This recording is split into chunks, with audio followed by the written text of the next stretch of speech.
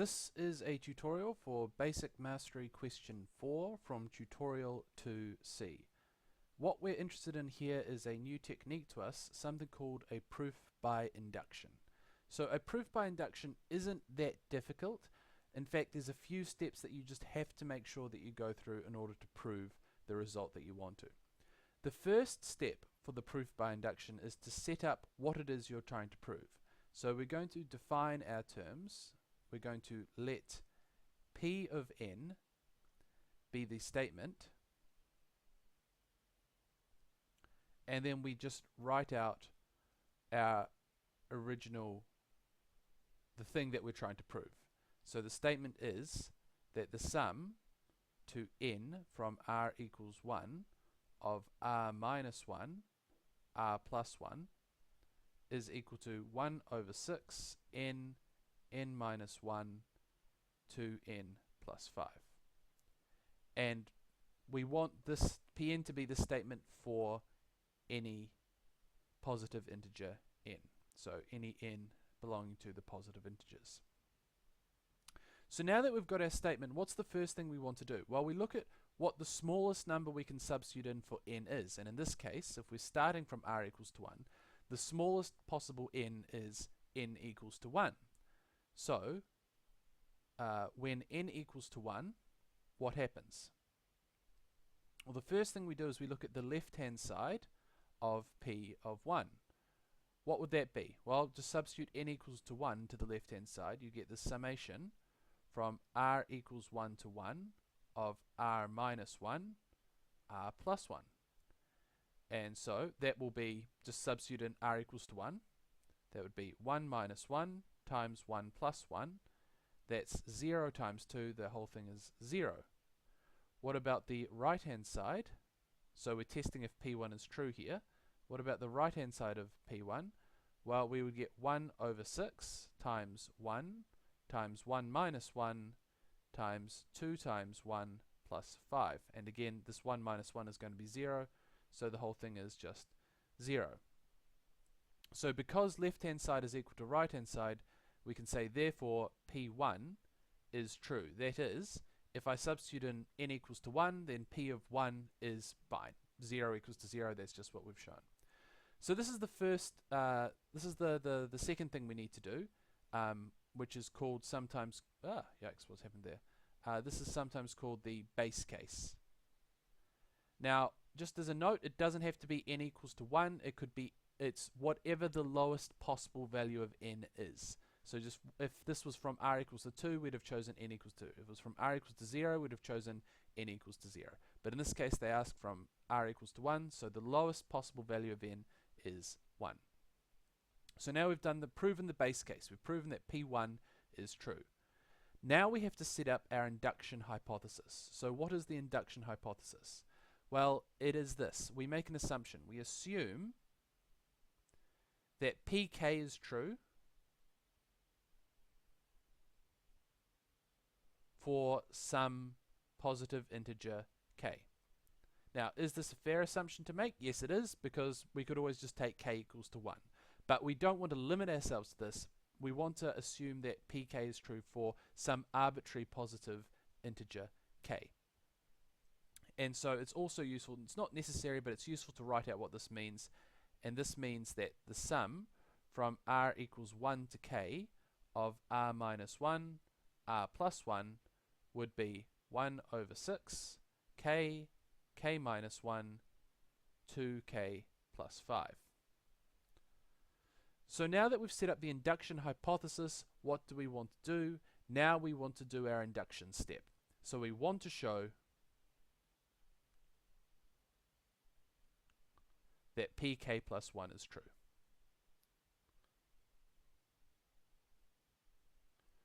So what this means in terms of the actual induction is that whenever a value is true, whenever a Pk is true for some value, then the next value must also be true. And so you can see what happens. I've proven P1 is true, and then because the next value must be true, that means P2 must also be true. And then because P2 is true, the next value P3 must also be true. And therefore P4 must be true, and P5 and 6 and 7 and 8 and 9 and so on. So it proves that it would then be true for any positive integer n. So that's the plan. but that only works if I can show that pk plus 1 is true.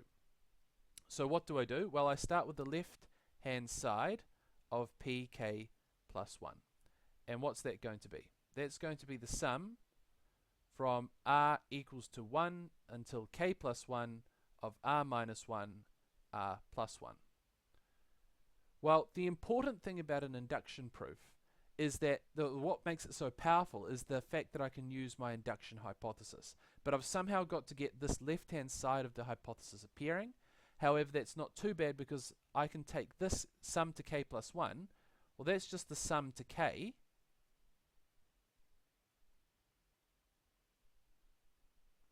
Plus the k plus 1th term. So that would be k plus 1 minus 1 times k plus 1 plus 1. So let me just scroll down a bit here. What does this mean? So this means by this first term in here, I can apply my induction hypothesis. This is 1 over 6 k, k minus 1, 2k plus 5.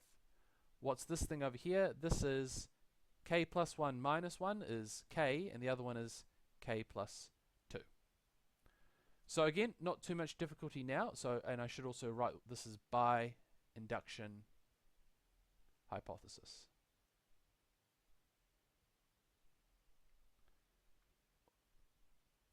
So what can I do now? Well, from now on, this is just going to be algebra to simplify the expression to get what I want.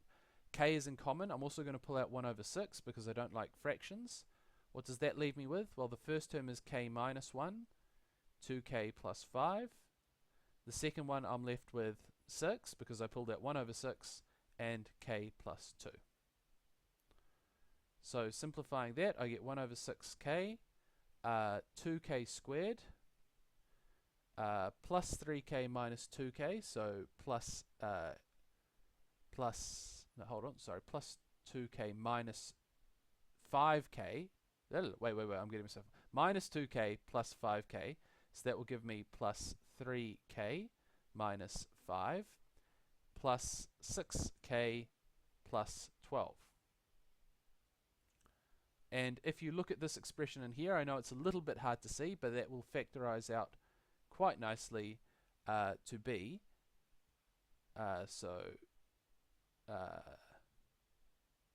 2k plus 7 k plus 1.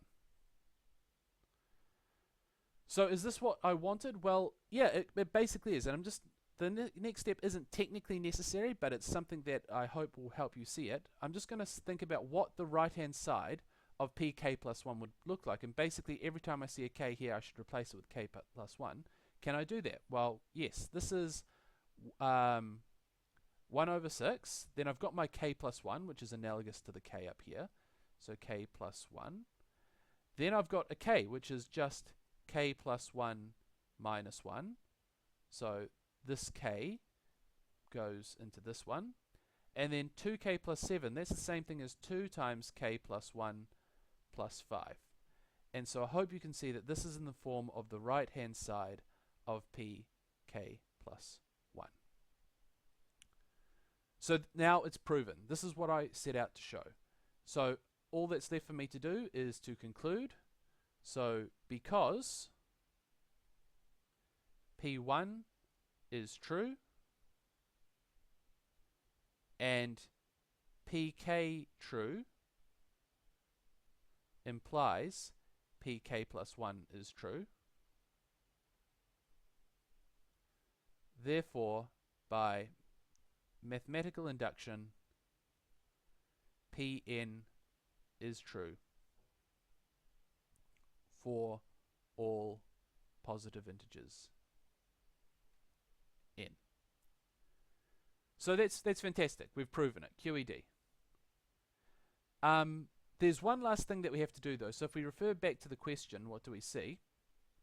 We have to use this result to prove that the sum of r squared from 1 to n is that number over there. And actually this isn't too hard. So again, I'll just give myself a blank space here. I want to look at the sum from r equals 1 to n of r squared. Well, this is just the sum from r equals 1 to n of r squared minus 1, which is just the sum from r equals, minus 1 plus 1,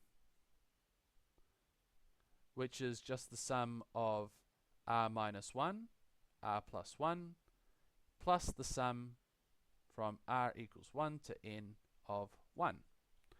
And so using what I already know about this first one, I can tell you that this is 1 over 6 n minus 1 2n plus 5, and if I add 1 to itself n times, that's just going to give me n. So what does that give me? Well, I'll similar trick, factorize out 1 over 6n. What am I left with? I'm left with n minus 1, 2n plus 5, and then I took away 1 over 6n, so I'm left with 6 from this one. So what does that give me? That would give me 2n squared minus 2n plus 5n, so plus 3n minus 5 plus 6. And so that factorizes very nicely into exactly what I wanted it to be. 1 over 6n, n plus 1, 2n plus 1. So QED, quadrate demonstrandum.